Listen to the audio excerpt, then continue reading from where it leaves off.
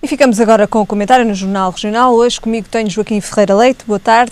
Obrigado pela sua presença. Começamos com o tema que está a marcar a atualidade do dia, a demissão de Vítor Gaspar. Era uma demissão que em nada se estava à espera. Talvez sim e talvez não. De facto, Vítor Gaspar nos últimos dias tinha entrado quase que em rota de colisão com os grupos parlamentares do PSD e do PS e do CDS, quando estes decidiram aprovar 6 das medidas propostas pelo Partido Socialista.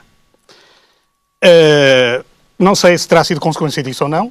A verdade é que... Isto aconteceu na quinta-feira, quando foram aprovadas as medidas Exatamente. do PS. Eu não sei se tem a ver com isso, mas o mais importante, se aconteceu ou não, é que este, se calhar, é um passo importante para o restabelecimento da confiança dos portugueses. Desde há uns tempos, a esta parte, há uns meses, que Vítor Gaspar era, se calhar, o inimigo público número 1 dos cidadãos portugueses. E, se calhar, esta é uma oportunidade política, estratégica também, para o Governo relançar o seu relacionamento com os portugueses. Não será apenas mudar o nome e manter as mesmas ideias e as mesmas políticas de Vítor Gaspar? Às vezes, isso acontece muito no futebol. Às vezes uma equipa não funciona e o treinador é bom.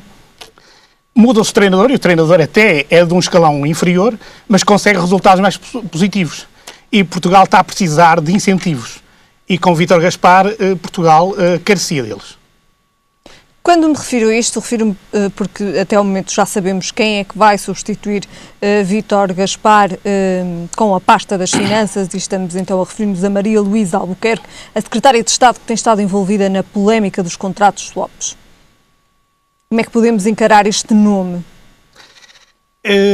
Isso aí será talvez a grande surpresa da substituição, porque sabemos que esta técnica tem estado neste momento na mira, nomeadamente dos partidos da oposição. Este é um risco assumido. Pedro Passos Coelho tem, ao longo do seu mandato, assumido riscos, às vezes imprevisíveis.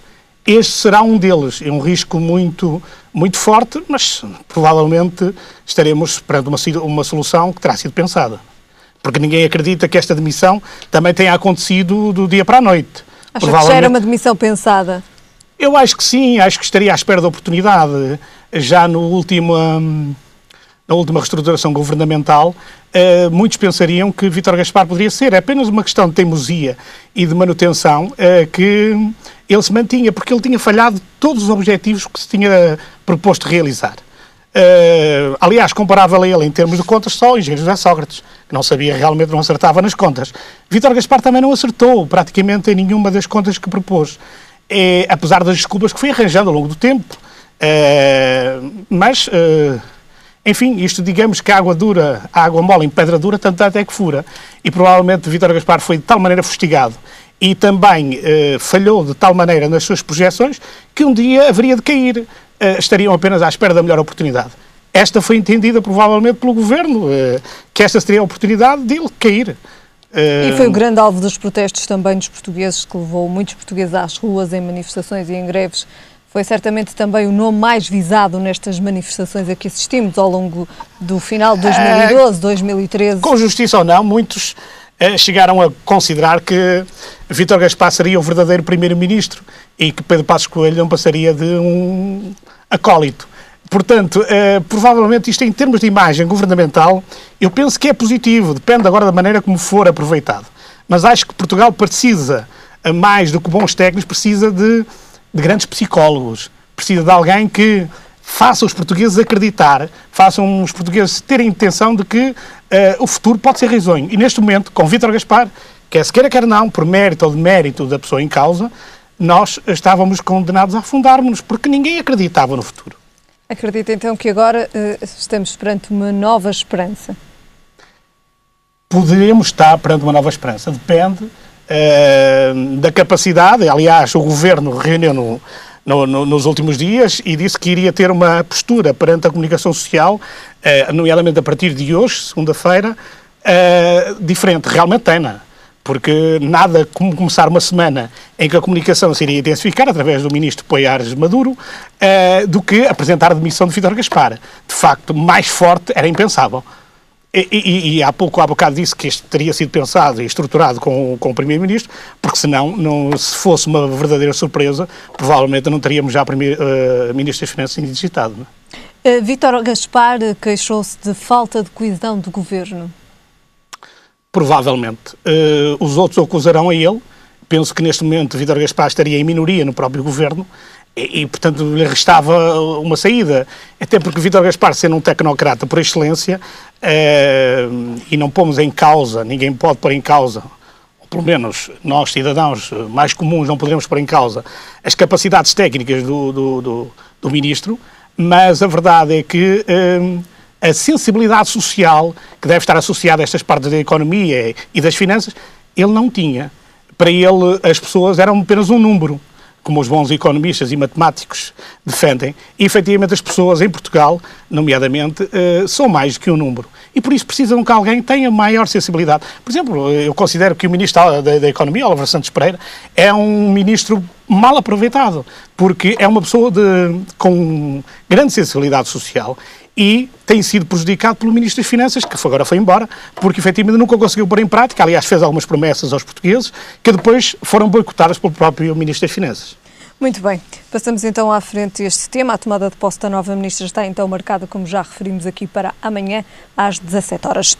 Ficamos também hoje a saber que a taxa de desemprego em Portugal abrandou de abril para maio, dos 17,8 para 17,6. A taxa de desemprego. Bom, 2 décimas. Esta é uma das retóricas que até poderia ter baixado mais. E eu explico porquê. Porque todos esses números carecem de autenticidade. E eu passo a explicar. Não é que os números sejam adulterados propositadamente. Não são. Mas, como sabe, o Estado tem vindo a criar fórmulas de que os cidadãos passam de desempregados automaticamente a empregados. Basta que deixem passar um dia sobre o prazo de indicarem ao Instituto de Emprego e Formação Profissional que continuam desempregados. Sabemos, por exemplo, que no mês passado quase todos os inscritos no Instituto de Emprego receberam uma cartinha em casa com um porte pago para responderem se continuavam desempregados ou não. Eu sei, porque tenho contacto direto com algumas dessas pessoas, que a maioria não respondeu. Nomeadamente daquelas que não recebem subsídios de emprego, não respondeu. As que recebem subsídios de emprego, obviamente, para poderem continuar a usufruí-lo, foram responder. Os outros não. Portanto, provavelmente esses cidadãos que estão desempregados, mas que não responderam, o que é que lhes acontece? Passaram empregados.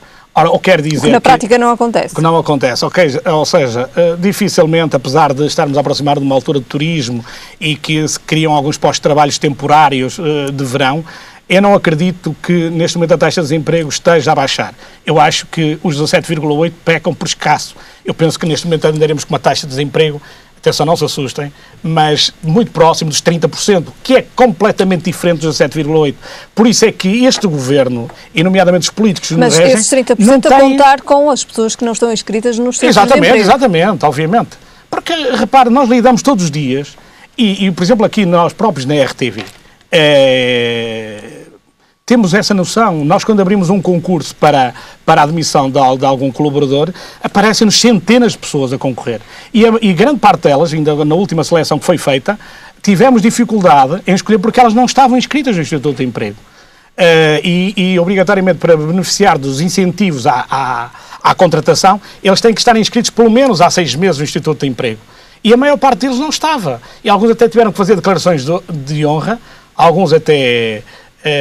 que eu tive conhecimento recentemente e que até me surpreenderam, que é declararem que há 12 meses não estudam.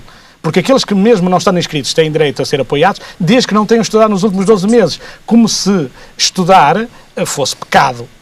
E, portanto, se um indivíduo, embora desempregado há 12 meses, estudou, já não é desempregado. Portanto, aqui já vemos que este valor dos 17,8, 17,6 não tem qualquer significado.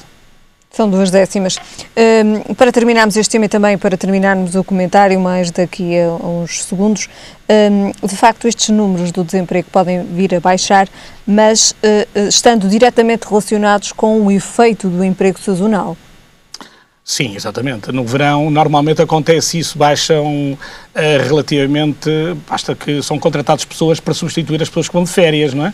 E além disso, o aumento de foco turístico em que Portugal ainda vai mantendo algum privilégio, apesar das coisas já não serem o que eram, porque hoje em dia, como sabe, também já temos férias mais baratas no sul de Espanha do que no sul de Portugal, e portanto há mais portugueses a procurar o sul de Espanha do que provavelmente o sul de Portugal, o que não deixa de ser caricato também, mas apesar disso há sempre uma tendência de contratação e é isso que sucede. Mas o que é importante para que deixe o desemprego em Portugal é que se criem incentivos e se motivem as pessoas.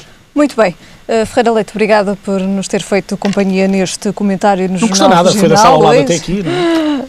Muito obrigada. Passamos agora nós à capa do Jornal Audiência, um jornal semanal que sai precisamente à terça-feira. Vamos então conhecer quais é que são os destaques da capa do Jornal Audiência. Começamos com o especial Guifões.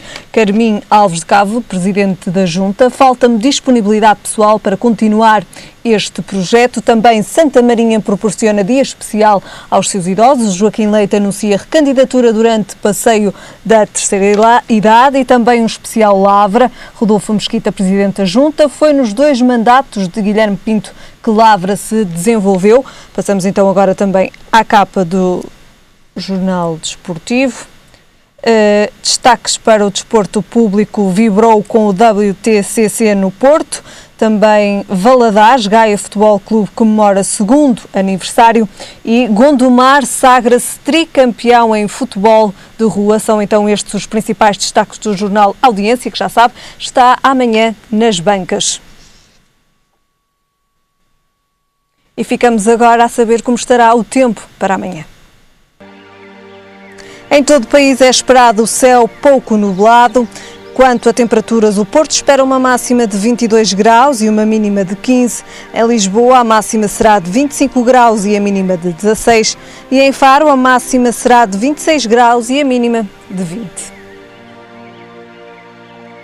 É tudo por hoje. Já sabe, a informação está de regresso amanhã. Até lá, fique bem.